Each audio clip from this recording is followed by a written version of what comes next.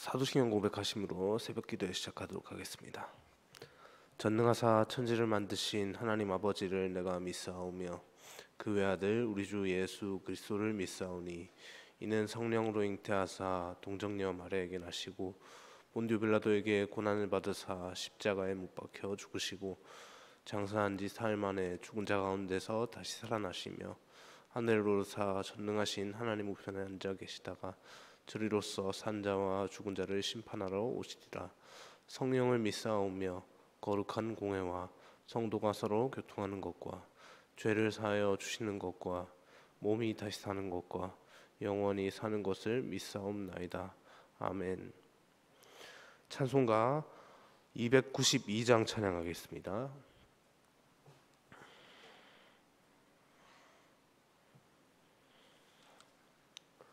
292장입니다.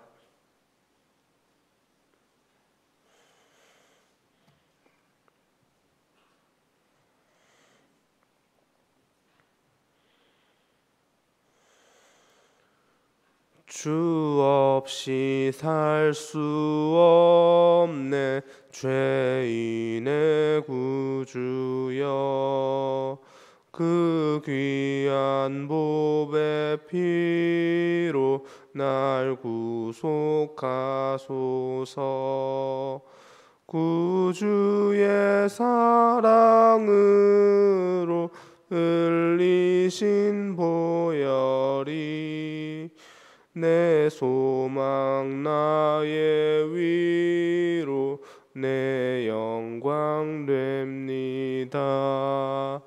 주 없이 살 수 없네 나 혼자 못 서리. 힘없고 부족하며 지혜도 없도다. 내 주는 나의 생명 또 나의 힘이라. 주님을 의지하여 지혜를 얻으리. 주 없이 살 수 없네 내 주는 아신다.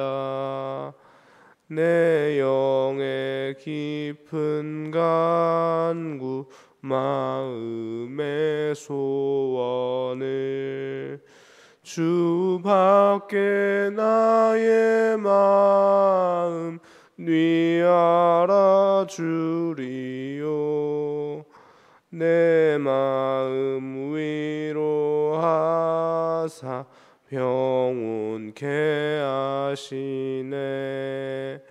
주 없이 살 수 없네 세월이 흐르고 이 깊은 고독 속에 내 생명 끝나도 사나운 풍랑일 때 날 지켜주시니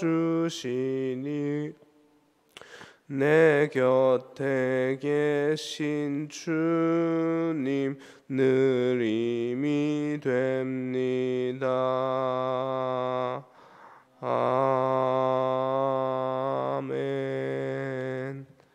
아멘. 이 시간 함께 보실 하나님의 말씀은 여호수아 7장입니다. 여호수아 7장 1절부터 15절까지 말씀 함께 보겠습니다.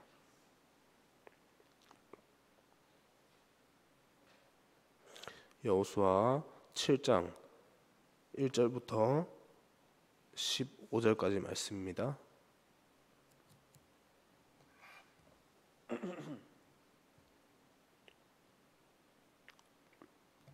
찾으셨으면 제가 먼저 1절 말씀 읽고 교독하다가 마지막 절은 함께 읽겠습니다. 1절입니다. 이스라엘 자손들이 온전히 바친 물건으로 말미암아 범죄하였으니 이는 유다 지파 세라의 증손 삽디의 손자 갈미의 아들 아간이 온전히 바친 물건을 가졌습니다. 여호와께서 이스라엘 자손들에게 진노하시니라.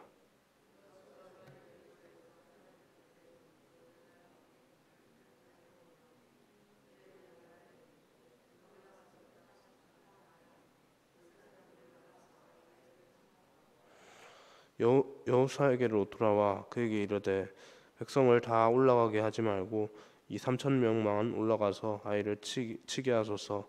그들은 소수이니 모든 백성을 그리로 보내어 수고롭게 하지 마소서 하므로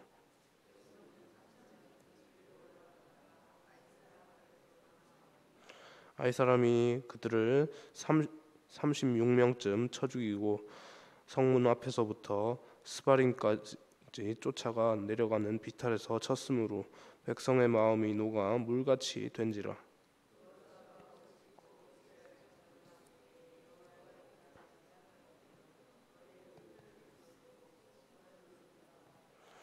이르되 슬프도소이다. 주 여호와여, 어찌하여 이 백성을 인도하여 요단을 건너게 하시고 우리를 아모리 사람의 손에 넘겨 멸망시키려 하셨나이까. 우리가 요단 저쪽을 만족하게 여겨 거주하였다면 좋을 뻔 하였나이다.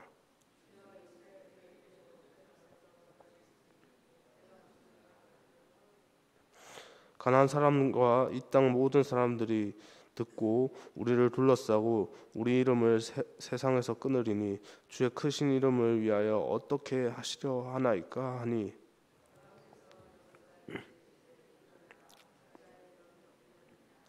이스라엘이 범죄하여 내가 그들에게 명령한 나의 언약을 어겼으며 또한 그들이 온전히 바친 물건을 가지고도 도둑질하여 속이고 그것을 그들의 물건들 가운데에 두었느니라.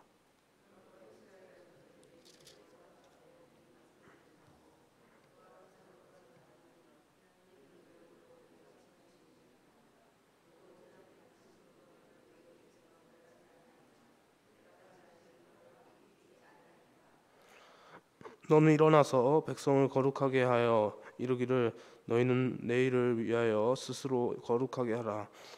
이스라엘 하나님 여호와의 말씀에 이스라엘아 너희 가운데에 온전히 바친 물건이 있나니 너희가 그 온전히 바친 물건을 너희 가운데에서 제하기까지는 내 원수들 앞에 능히 맞서지 못하리라.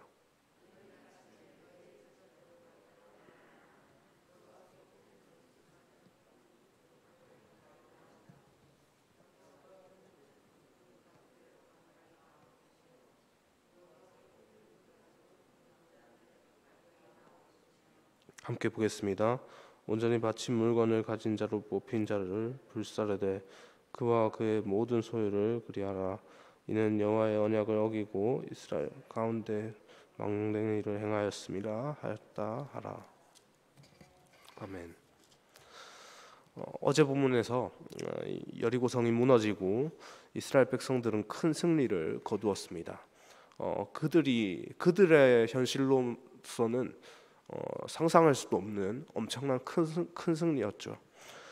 여리고는 당시에 가나안 성읍 가운데서 가장 크고 강력한 성읍이었습니다만 그럼에도 불구하고 그 강력한 성읍이 어떻게 무너졌습니까? 어떤 물리적인 위력에 의해서 무너진 것이 아니라 이스라엘 백성들의 소위 땅밟기 전략에 속수무책으로 그렇게 당하고 말았습니다. 그 전략은 분명 필승의 전략이었습니다. 왜냐하면 그 전략을 주신 분이 다름 아닌 하나님이셨기 때문이죠. 하나님께서 주신 전략이었기 때문에 그 전략은 필승의 전략이었습니다. 하나님께서 그들에게 그것을 주셨기 때문에 그들은 승리할 수 있었습니다. 그렇지만 오늘 본문에서 이스라엘 백성들은 이 사실을 간과하고 말았는데요. 여리고 다음으로 그들이 마주하게 된 아이라고 하는 작은 성읍을 점령하는 과정 중에 사건이 발생합니다. 오늘 본문 1절을 보면요, 이스라엘 자손들이 온전히 바친 물건으로 인해 범죄했다라고 그렇게 말을 합니다. 누구에게 온전히 바친 제물입니까? 하나님께 온전히 드려진 제물입니다. 이스라엘을 여리고와의 전쟁에서 승리케 하신 하나님께서는 여리고와의 전투 중에 얻게 된 전투를 하면 어떤 그 전투 과정 중에서 그 승전국이 패전국에게로부터 어떤 그 전리품들을 획득하게 됩니다. 그런 모든 전투 과정 중에 생긴 전리품들을 하나님께서는 하나님께 온전히 바쳐라라고 그렇게 말씀을 하셨는데요. 이것이 바로 이 전투 중에 발생한 이 전리품, 이렇게 전리품들이 바로 이 하나님께서 하나님 앞에 이스라엘 백성들에게 하나님 앞에 이스라엘 백성들이 온전히 바쳐야 할 그 전리품, 온전히 바쳐야 될 그 물건들입니다. 그 물건과 관련되어서 그런데 이스라엘 자손들 가운데 범죄가 발생했다라고 지금 1절 말씀에서 말하고 있는 것이죠. 무슨 범죄입니까? 지금 무슨 범죄를 얘기하고 있을까요? 하나님께 드려야 될 그 물건과 관련해서 범죄가 생겼습니다. 그렇다는 것은 그 범죄의 사실이 뭔가 하나님께 그 재물이 온전히 드려지지 못했다라는 어떤 사실을 내포하고 있는 것이죠. 그 물건이 절도되는 사건이 발생하고 만 것인데요. 그 절도 행위가 아간이라고 하는 인물에 의해서 일어났다라고 그렇게 말합니다. 이미 하나님께서는 그 범죄가 누구의 손에서 그렇게 일어났는지 다 알고 계십니다. 그렇게 해서 1절부터 지금 아간이라고 하는 사람을 언급하고 있죠. 여러분, 아간이 왜 그런 범죄를 저질렀을까요? 왜 여호와 하나님의 물건에 손을 대는 이 범죄를 저질렀습니까? 여리고성을 점령하는 과정 중에 취하게 된 전리품, 이 전리품들은 모조리 하나님께 바쳐져야 한다라는 사실을, 이 중요한 하나님의 말씀을 아간이 그때 잠깐 깜빡해가지고 하나님 무슨 말씀하셨던 것 같은데 무슨 말씀이셨지? 나 잘 모르겠네. 왜 이렇게 기억이 안 나지? 라고 그렇게 잠시 잠깐 그 사실을 잊어서였을까요? 그렇지는 않았을 것으로 보입니다. 오히려 은금을 가져다 놓는 과정에서 이제 전리품들을 획득해서 전리품들을 운반하는 과정 중에서 그것을 보고 그 전리품들, 당장에 내 눈앞에 보이는 이 휘황찬란한 것들을 보니까 그 마음이 순간적으로 이게 확 욕심이 막 생겨서 이 수많은 것 중에 조금만 떼내면 그것은 하나님께서 모르시겠지. 이거 엄청나게 많은데 이거 조금 떼내면 이것은 모르실 거야라고 그렇게 어쩌면 자기 합리화를 시작했기 때문인 건지도 모르겠다는 생각을 하게 되는데요. 조금만 더 깊이 생각을 해보면 결단코 이 사실을 이런 이야기들이 결단코 말이 될 수 없습니다. 하나님은 우리 인간과는 질적으로 차원이 다르신 분이시기 때문이죠. 우리는 수많은 것 중에 요만한 거 떼내면 우리는 알지 못합니다. 그러나 하나님은 알고 계시죠. 다 알고 계십니다. 우리가 알지 못하는 우리의 속마음까지도 하나님께서는 다 알고 계십니다. 왜 그렇습니까? 우리를 창조하신 분이 다름 아닌 하나님이시기 때문에 그렇죠. 창조주 하나님 앞에서는 결코 우리가 거짓말을 할 수가 없습니다. 다 알고 계십니다. 그런데 그 위대하신 주님께서 그렇게 말씀하셨는데 그 말씀을 간과하고 자기 마음에 드는 생각으로 그냥 하나님 모르실 거야라고 말을 하면서 그렇게 하나님 앞에서 결단코 일어나지 않아야 할 이런 마음들이 그렇게 마음의 어떤 욕심으로 인해서 일어나게 되어버렸습니다. 문제는 이런 개인의 범죄 가운데 아간의 범죄 사실을 모르고 있던 여호수아는 당연히 다음에 정복할 성으로 눈앞에 보이는 아이성을 지목을 했고요. 그래서 결국 그 아이성을 점령하는 과정 가운데서 실패의 쓴맛을 보게 되었습니다. 아이성은 분명히 그들의 눈에 소수의 병력으로도 쉽게 이길 수 있었던 것으로 보였던 아주 그런 어떻게 보면 만만했던 성이었습니다. 그러나 그럼에도 불구하고 여리고성에서 한 명도 죽거나 다치지 않았던 것에 비하면 그보다 더 작은 아이성 전투에서 몇 명이 죽었다고 합니까?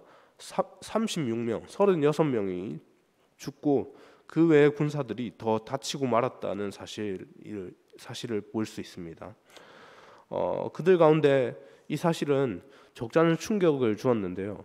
왜냐하면 더 큰 성읍 여리고성에서는 아무런 사상자가 발생하지 않았는데 이 작은 성에서 우리가 점령하는데 왜 이렇게 우리가 우리에게 이런 힘든 일이 생기냐라고 하는 이런 상식적인 접근을 그들이 했기 때문입니다.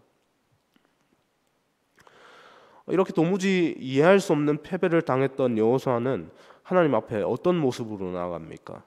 하나님 앞에 엎드려서 그렇게 기도합니다. 그는 기도에 자신의 있는 그대로의 마음속에 있는 속마음을 그대로 이렇게 가감없이 하나님 앞에 드러내는데요. 여기 오지 말고 이 땅 지금 요단강 서편 아닙니까?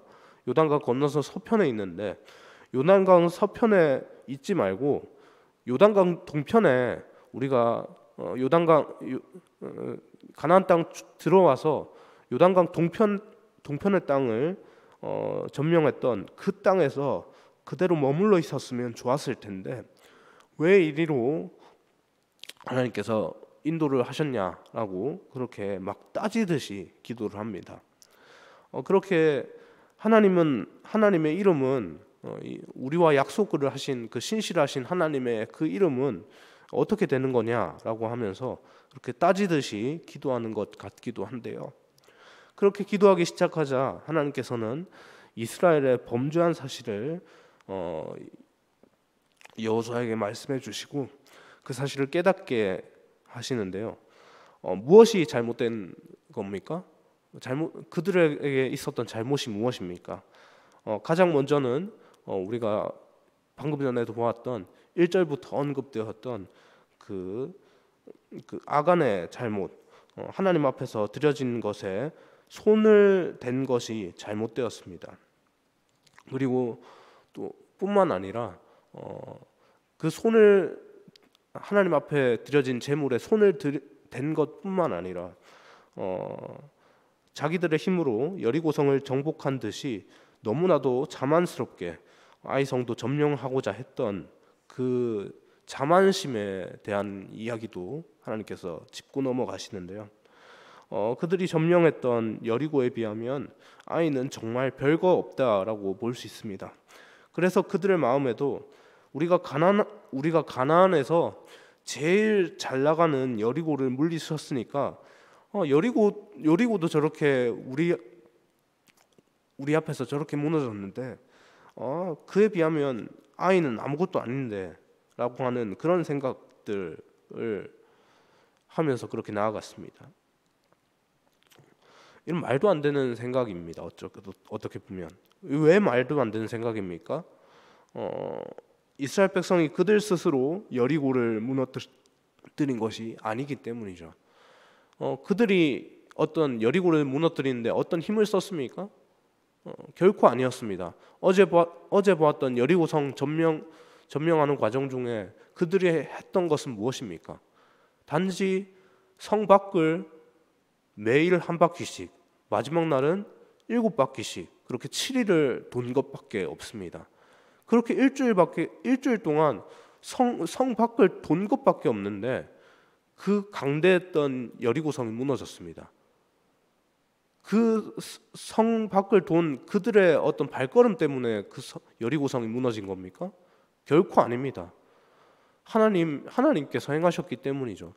말씀에 순종하는 그들의 모습을 보시고 하나님께서 힘을 앞서서 순종한 자들을 위해서 힘을 쓰셨기 때문에, 그 인도하심으로 그렇게 쓰셨기 때문에 그 여리고성이 무너진 것이지 결코 그들의 어떤 발걸음으로 무너뜨린 것이 아니었습니다. 그런데 지금 아이성을 점령하는 과정 중에서 그들은 어떻게 합니까? 하나님의 뜻을 구합니까? 하나님의 뜻을 구하지 않습니다. 하나님께서 점령하라고 하시는 하나님의 방법들을 구하지 않고 그냥 자기들 스스로 우리가 저 땅을 저렇게 점령했으니까 우리도 이 정도 땅은 우리 힘으로도 얼마든지 점령할 수 있다. 자기들 힘을 의지하면서 그렇게 하나님은 배제한 채 그렇게 가버립니다. 이 사실을 하나님 앞에 범죄한 사실이다라고 볼 수가 있는 것이죠. 하나님께 드려져야 할 것이 가로채임 당하는 일은 하나님께서 결코 용납하시지 않습니다. 어떤 것입니까? 하나님 앞에 드려져야 할 그 아간의 손에서 그렇게 빼앗겼던 그 재물들, 하나님에 드려져야 할 것인데 아간의 손에서 그렇게 훔쳐졌지 않습니까? 그 재물과 뿐만 아니라 하나님께서 마땅히 받으셔야 할 모든 백성들을 가운데에서 받으셔야 할 그 영광들이 그 아이성 과정 중에서 모든 것들이 배제가 되었습니다. 이 상황들을 하나님께서 결코 용납하시지 않는 것이죠. 말씀을 정리하겠습니다. 하나님께서는 그의 종 여호수아에게 모든 그 사건의 전말들을 알게 하십니다. 이스라엘 백성들이 스스로 그 범죄를 제거하기 전에는 결코 그 이전의 자리로 돌아가지 못할 것이다 라고 말씀을 하십니다. 거룩한 공동체이기 때문에, 하나님의 백성된 거룩한 공동체이기 때문에 하나님께서 명령하신 이 말씀은 효력이 있습니다. 그래서 이 효력이 강력한 효력을 갖고 계신 이 하나님의 말씀 앞에서 그들은 따르지 않을 수 없습니다. 하나님은 그들을 공적인 자리에 우뚝 세우시길 원합니다. 개인에 대한 범죄가 아니고 이스라엘 전체를 향한 경계가 필요하기 때문입니다. 하나님의 백성으로서 그들이 살아가야 할 원칙들을 세워가야 하기 때문에 일벌백계 할 필요가 있는 것이죠. 그래서 아간이라는 대표자를 통해서 대표자를 일벌백계하는 것으로 이스라엘 전체, 어쩌면 하나님에 대한 말씀보다 하나님의 말씀보다 그들의 어떤 속마음을 더 우선시했던 이스라엘 전체에 대한 그 벌하심을 아간이라고 하는 대표자를 통해서 그렇게 벌하신 것이다라고 볼 수도 있을 것 같습니다. 우리가 이 말씀을 보면서 오늘 하루를 기억할 때 우리가 우리의 마음보다 하나님의 말씀을 더 우선시하는 그러한 결정들로 우리의 오늘 하루를 채워갈 수 있기를 소망합니다. 우리 상황 가운데서 순간순간 이 정도면 괜찮을 것 같은데라고 하면서 큰 문제들은 하나님 앞에 올려드리면서 정작 우리의 삶의 작은 문제들은 이 정도는 우리 판단으로 해결할 수 있지 않을까라고 하면서 그렇게 우리가 먼저 그냥 그렇게 하나님께 구하기보다 우리 생각을 먼저 의지할 때가 많습니다. 하나님께서 그것을 원치 않으십니다. 작은 것 하나, 삶의 작은 것 하나까지라도 먼저 하나님 앞에 묻고 나아가기를 말씀하십니다. 왜 그렇습니까? 우리가 하나님의 백성이고 하나님의 자녀가 되기 때문입니다. 하나님의 백성, 하나님의 자녀된 자들로서 그 마땅히 왕이신 하나님, 우리 아버지이신 하나님 앞에 우리의 모든 것을 아뢰며 그렇게 하루를 시작할 수 있는 우리 모두가 되기를 주님의 이름으로 소망합니다. 기도하겠습니다. 사랑해 주님, 감사합니다. 하나님, 우리의 삶에 작은 것 하나까지라도 결코 우리가 간과하지 않고 우리의 삶의 주인이신 하나님 앞에 온전히 드리게 하여 주옵소서. 하나님, 이 정도는 괜찮겠지 라고 그렇게 생각하며 그렇게 우리의 마음 가운데 어떤 작은 것 하나를 그렇게 허용해 두는 것이 아니라 결코 하나님 앞에서 예외되는 것 없이 하나님, 우리의 모든 것을 하나님 앞에 드리길 원합니다. 하나님께서 말씀하시는 그대로 하나님의 말씀을 최우선에 두고 그렇게 인생을 살아가게 하여 주옵소서라고 그렇게 고백하며 그렇게 삶을 살아갈 수 있는 우리의 모든 시간들이 되어질 수 있도록 인도하여 주옵소서. 오늘 하루 시작하는 모든 일상들 가운데서 그렇게 하나님께 온전히 우리의 모든 삶을 올려드리며 그렇게 방향성을 올려드리며 하나님 인도하여 주옵소서. 그렇게 인도하심을 구하며 나아갑니다. 하나님 인도하여 주옵소서. 하나님 또한 오늘부터 중고등부가 수련회를 진행합니다. 그 모든 겨울 수련회 진행하는 것 가운데, 과정 가운데 하나님께서 간섭하여 주시고 은혜 내려 주셔서 하나님께서 예비하신 그들 가운데 예비하신 은혜를 그들이 풍성히 받아 누릴 수 있도록 인도하여 주옵소서. 날씨가 차가운 가운데 있습니다.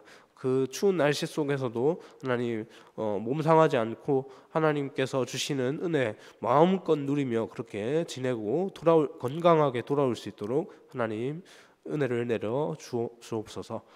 감사합니다. 이 모든 말씀 살아계신 예수님의 이름으로 기도합니다. 아멘.